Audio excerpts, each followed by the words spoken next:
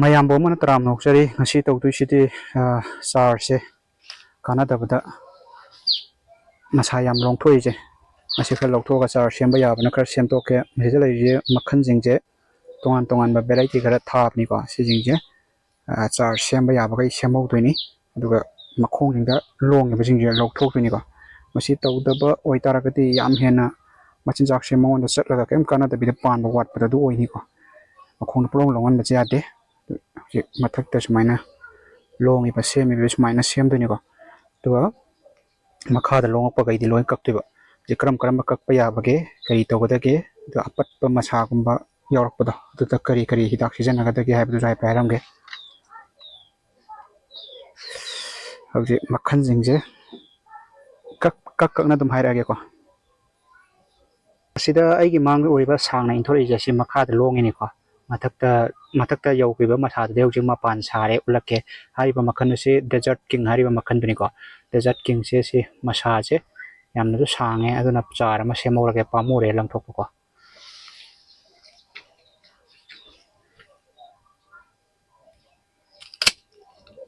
manka ani dise saje dum yam the khena bani dum ko se desert king thajalani duga char semtoni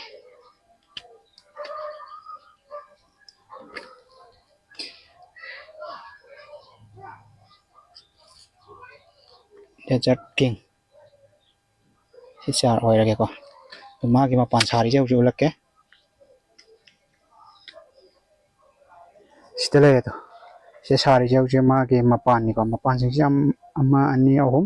sona kana mari sai ko si loina thamba ya de ko kitang chahon gi jino duga apik pani sa lok thokraga nim di thamge si chini mamang chei da thaba pambi oiduni ko asi ma desert king leire mathangda si jina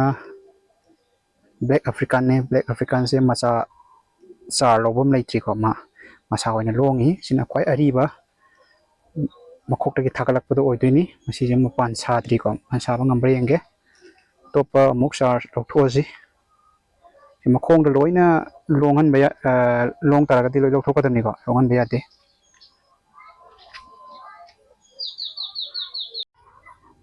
mathangi pot lairisina karam no haiba matamda red jainaga ta sida laise red jainaga crossbreed ka thabni ko crossbreed se somna kanda masa ma pharakta ille ko makhongda masi je hauje char semto ka doini lokthoke ko si sumaina makhongda laiba kai ti loina lokthopi ko pamu bi ganu si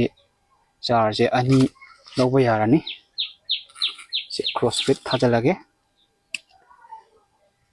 charging je sumaina mark amamam loi thamaudragadi hape manaba yakun na nga oiba ko crossbreed the crossbreed che hoji hai pan ba yaure ko na je hai adum phajana chawbani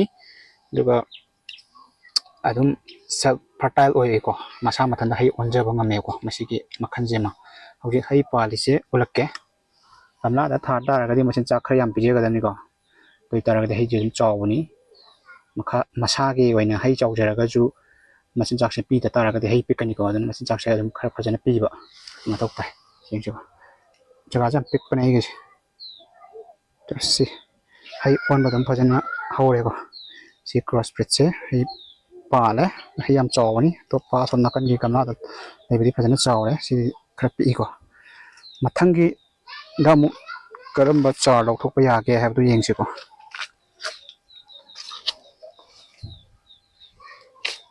mathangda laise silare kadai le lage ko apna silai Malaysian red habni ko Malaysian red se mapan saba yorba yautri this is just site tamas inthori je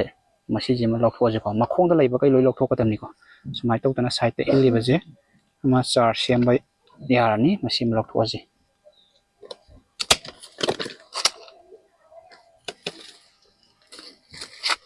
masi maming thajala je makhong patpa khotpa yawbudo aduju haipe hairamge ko kari tawdage uri tinong tu thani na khara tem tawbani char nauri boi tade ari bedo chum tawbu sum yawe +100 to si ulake si charge makhong je pat khre ko makhong je pat khaba matung da ina ngapan changmani ko pat pada ngapan changmani ro pat pagai do smai lo lok thok pirani adu smai thambiro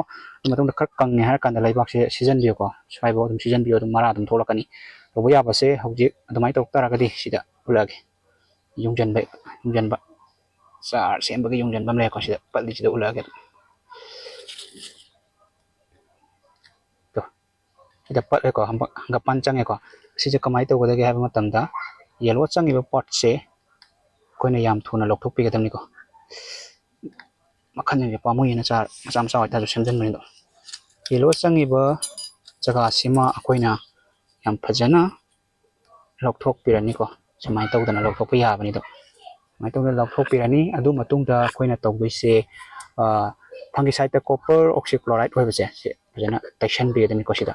copper oxychloride hayo dum khangni do pirakani to taishan bai tare to kap so dum kapiyo ko nung tu tha matam de samai na torok tara gadi si to ki bagai ne lok thok ga kap sing se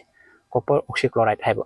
si je taishan ba natra kapsan bam to do ni ko samai to dana yellow changak tara gadi to ka makhong da samai na pat pakot pa thengna tara gadi yam thuna ma gi yellow changi ba pot ke do loi lok thok piraga huji ki copper oxychloride to taishan lo duga nong ni kangala ba matung da laibak se sai ba musi jela ga mara jam tahan de ni ko jeni yam lai bani yam luna jo khanjan biro no thang ge mu to si lok tok pa ya ba kai kai lei ge si yeng si thang gi pot ta lei sina bruni ji mantak pan ki ko sentak pan ki ba ge si lei re ma si in char ti semning bani do hoje mai pan ba ro ra kan ne sema ge ko mai ma pan thor pa matam oi ri dana bi thok se ge sino sina bruni se masa yam long e stam sule to som nakan de lei se na si kain Godzilla ma pan sare sina Godzilla ko magi makhan je Godzilla ji ma pan sare samai to dana matang sida royal red che sida royal red che ma pa le royal red hai dum chawi ko se magi makhan jina royal red hoi tini mai to dana sar se atai hen badi lo thok ni ngai leitre huji lo thok pa ya ba huji ki lo thok ga sar semjel ani ko sar semjen ba se yenga se object char singse ani thopa ya bana tho ji ko aduga tawba ya ba se hairake smaina sin kaino ngasai tha gi do silare cbi as cross split ani ko ani thopani na ma jom thajan birani ngau dana ba ko cross split aduga ma gi tham gi be mong ge se mara je yam thuna thopa da mateng mo jana ba koina sigi makhong gi sepse ithok pi ba ko ithok pi raga asi khudak ta thaja ro ji ko nimit khrani edum kangan boina room temperature am dum thambiro ko sabai de ko thajan bira tha bagi soil ji ani meta ya cockpit hoigera di garden soil hoigera meta foli do hoigera singlai ba hoigera chan da chana bani ko ma de ayeng makha da thar kan le haw khariam hapi ro asi jina dike desert king hai bani ko desert king se ani thok to ga se jo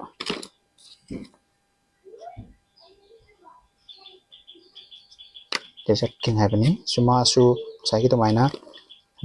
ithok pi ani ko char sem gi niom je maina thok pi ba se mara se sa thok ko to ne ba ko na sem bi ani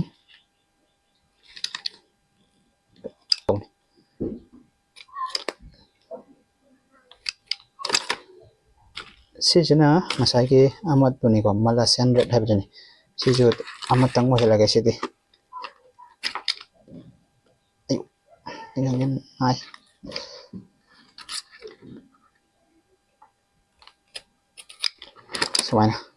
sumai to na sembi raga koina kanghan boina room temperature am da dum thambi ba duga aina sa hai ki do so la meta da jana bri na dum semjel odu dum thajan bi ba yarani masini ko ngasi ki video yam ten tak na ai ki char sing di semba ya ba ka semjel le makhong lok thok poina ko yari ke hojik ti magi mahi pan ba matam jina dum rehau dum happy ba ka sukai ti ka wa ju ama pa lo ta jo amu pa la ke ni pan jam tang sara ke ni ko dina ꯌꯦꯟ ꯊꯤꯕ ꯑꯣꯏꯔꯣ ꯁꯟ ꯊꯤꯕ ꯑꯣꯏꯔꯣ ꯑꯣꯛ ꯊꯤꯕ ꯑꯣꯏꯔꯣ ꯑꯃꯍꯦꯛꯇ ꯍꯥꯞꯆꯤꯟꯕꯤꯔꯣ ꯑꯗꯨꯒ ꯃꯍꯩꯁꯤꯡꯁꯦ ꯆꯥꯎꯕꯗꯁꯨ ꯃꯇꯦꯡ ꯑꯗꯨꯝ ꯑꯣꯏꯕꯅꯤ ꯉꯁꯤꯒꯤꯗꯤ ꯃꯌꯥꯝ ꯂꯣꯏꯁꯤꯟꯖꯔꯒꯦ ꯃꯊꯪꯒꯤ ꯚꯤꯗꯤꯑꯣꯗ ꯑꯃꯨꯛ ꯑꯩꯒꯤ ꯐꯥꯔꯝꯒꯤ ꯑꯃꯨꯛ ꯎꯠꯂꯛꯑꯒꯦ ꯍꯧꯖꯤꯛ ꯐꯥꯔꯝꯒꯤ ꯁꯦꯡꯗꯣꯛꯄ ꯈꯣꯠꯇꯣꯛꯄ ꯂꯣꯏꯔꯦ ꯀꯌꯥꯝ ꯆꯥꯎꯔꯒꯦ ꯀꯔꯤ ꯀꯔꯤ ꯇꯧꯕ ꯌꯥꯕꯒꯦ ꯍꯥꯏꯕꯗꯨ ꯑꯃꯨꯛ ꯎꯠꯂꯛꯀꯦ